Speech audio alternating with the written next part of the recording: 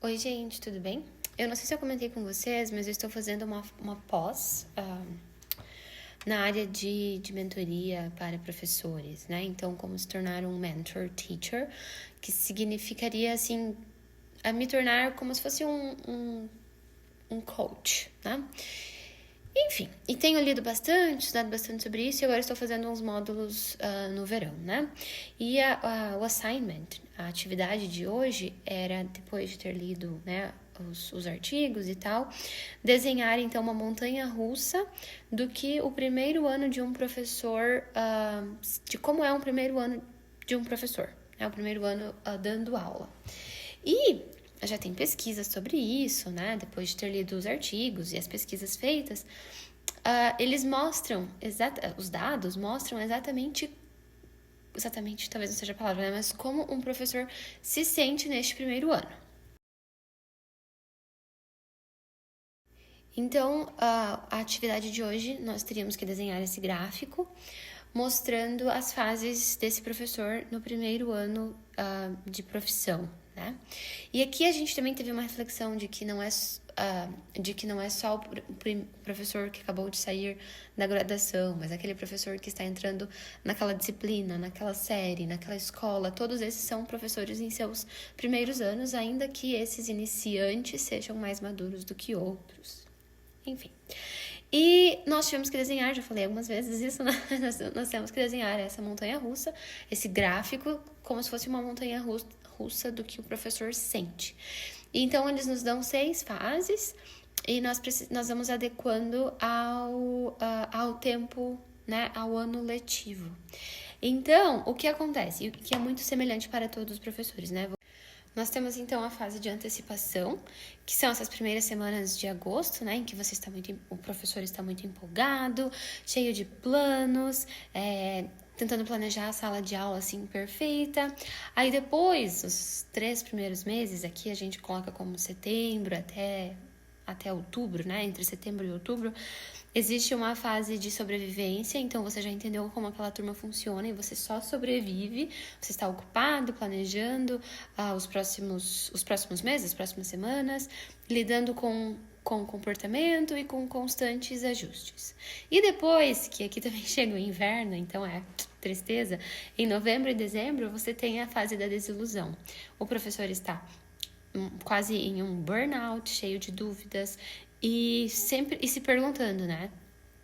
Eu sirvo para isso? O estresse está no seu pico máximo e o ano letivo está acontecendo. Os alunos estão confortáveis. Os alunos estão confortáveis com a professora, né? Com o professor, então já sabem o que esperar, já sabem como se comportar, como escapar de certas situações. Então, o professor ali em novembro, dezembro está em completa desilusão. Vamos pensar nesse professor que está no primeiro ano. Então, ele não tem muito repertório para saber o que vem depois, né? Então, ele está completamente em desilusão. Aí, conforme o tempo vai passando, janeiro, fevereiro, março, existe esse rejuvenescimento em que existe um alívio, a energia se refaz, ele ajusta as expectativas, tenta novas estratégias que podem acabar, né, dando certo e ganha um pouco de estabilidade. Ali por abril e maio, que é o final do ano letivo, existe já uma reflexão do professor, o que deu certo, o que não deu certo, o que eu vou fazer diferente no próximo ano, e depois sobe de novo para a antecipação para o ano seguinte, certo? E qual é o intuito, né? Então, desse curso que eu tô fazendo, das reflexões desses artigos, é fornecer instrumentos e ferramentas para que a gente consiga auxiliar esse profissional que está no seu primeiro ano numa nova turma, primeiro ano dando aula, assim, da vida, primeiro ano numa nova turma, primeiro ano numa nova escola. Como que nós vamos apoiar esse profissional para que ele não desista? Porque a desistência... a desistência é muito grande, né? Então, como nós podemos oferecer ajuda? E aqui ele nos dá várias orientações de como deve ser a nossa abordagem, de quando nós devemos ser mais ouvintes, quando devemos delegar, quando devemos encorajar, tudo isso. Não é sobre isso que eu quero falar. O que eu quero falar é da relevância e da importância dessa reflexão para nós profissionais e para coordenadores de escola, por exemplo. Porque o que se espera de um professor que entra na escola é que ele seja maduro o suficiente para lidar com determinada turma.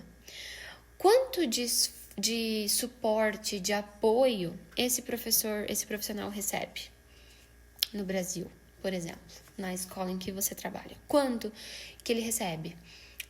Como que essa pessoa, né, esse coordenador, essa pessoa responsável por te conduzir, esse mentor, quão responsável ele é pelo teu sentimento de sucesso ou de fracasso. E mais ainda, nós temos essa pessoa, essa figura nas escolas no Brasil? Essa pessoa que entende, esse professor está vivendo essa fase, como eu vou atingi-lo, alcançar? E, sobretudo, como eu vou ajudá-lo a se tornar um profissional melhor. Porque eu não quero que... Não é necessariamente pelo professor, mas sim pela clientela, né? Pelos alunos. É por eles que eu quero que esse professor se torne o melhor que ele puder, né? Porque quem vai se beneficiar disso são os alunos dos próximos anos.